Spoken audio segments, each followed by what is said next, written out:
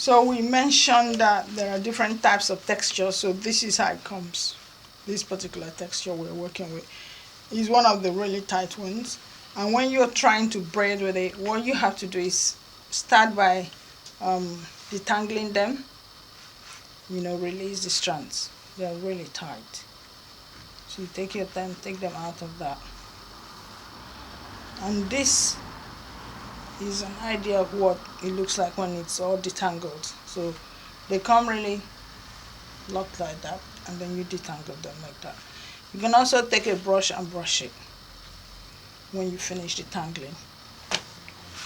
And that's it. Okay, so I'll show you what these sections look like. Just the general way we section our square section.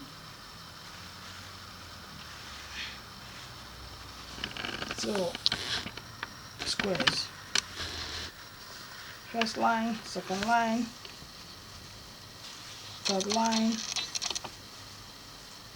fourth line, and you just carry on. Just your regular squares.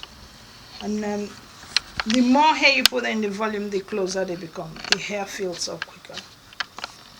Because it's a chunky extension type. It's not silky, so to say.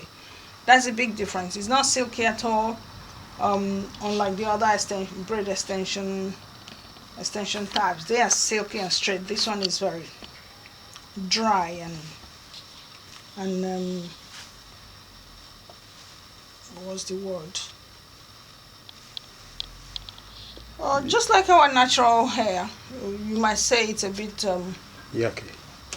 Yeah, it's got like a dry yucky feel to it. Really dry. And then you detangle it. What I do, once it's been detangled, I can use my fingers to kind of like comb through like that.